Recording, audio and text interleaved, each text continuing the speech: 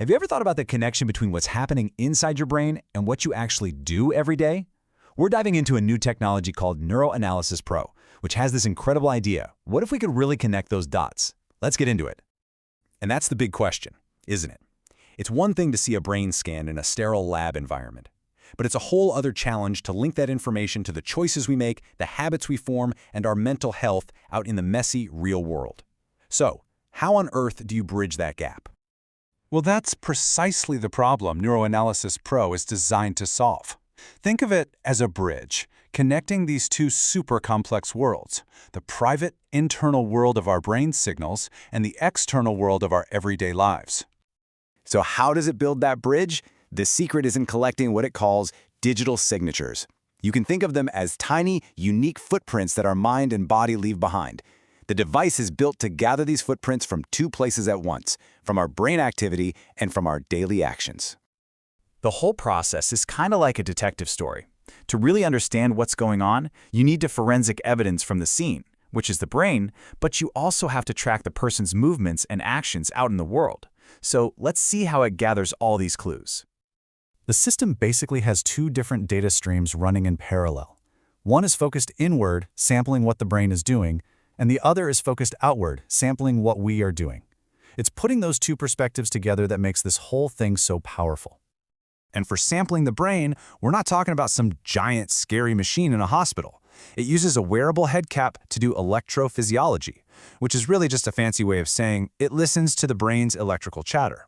And at the same time, it uses eye tracking, because where we look tells a huge story about what we're thinking. While all that's happening, the device is also capturing our real-world story. It's using GPS and movement tracking to see our physical patterns, where we go, how much we move. It even analyzes our speech, picking up on our tone and pace, which, as you know, can be huge clues to our mental state. Okay, so you've collected all these clues, this mountain of digital signatures from the brain and from our behavior.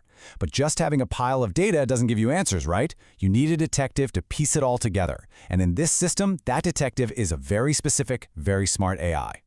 And this quote really gets to the core of it. The key phrase here is unsupervised algorithm. That means the AI isn't told what to look for. Instead, it teaches itself by digging through all the raw, environmental recordings of a person's actual life. Let's just quickly break down what unsupervised means here. It's like giving someone a 10,000-piece jigsaw puzzle with no picture on the box. The AI's job is to sift through all the pieces of data and figure out for itself how they fit together, finding patterns a human might never even think to look for. So for any individual person, here's how the analysis works. First, the AI vacuums up all that raw data from the brain and behavior. Next, it layers on top of that the clinical assessments, the official info from doctors. And then, this is the magic. It maps out how all those things are connected in the context of that person's real life. But here's the thing. Analyzing just one person is only the beginning.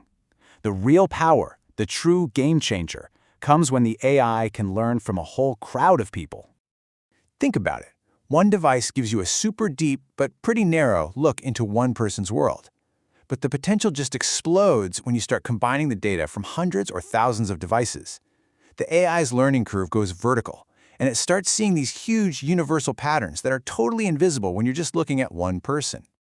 And this chart just says it all, doesn't it? The insight from a single device is great, no doubt.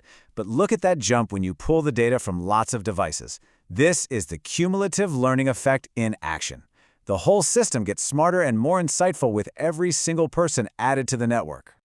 So after all this work, what's the actual result? What does the AI give us? It produces something called brain behavior clinical correlates. Yeah, it's a mouthful, I know. But all it really means is the AI finds the connections that matter, the aha moments that link a specific brain signal to a specific behavior and a specific mental health condition. And finding these connections, well, it's not just some academic exercise. It has a deeply human purpose. This is where all that data collection and number crunching really pays off. Because the ultimate goal here, the big dream, is to get past just treating symptoms. It's about finally starting to understand the root causes of mental health disorders. The hope is to find objective biological markers for these conditions by mapping them to what's happening in our brains and our lives. And this approach leads to two really powerful outcomes. For an individual, you get these incredibly personalized insights that could tailor treatment like never before. And for all of us, you get these big picture findings that could help us understand and treat these conditions across entire populations. It really feels like we're standing on the edge of a new frontier in understanding ourselves. I mean, if technology like this can truly start to decode the complex language spoken between our brain and our behavior, you just have to ask, what other profound mysteries of the human mind are we going to solve next? Thanks for tuning in.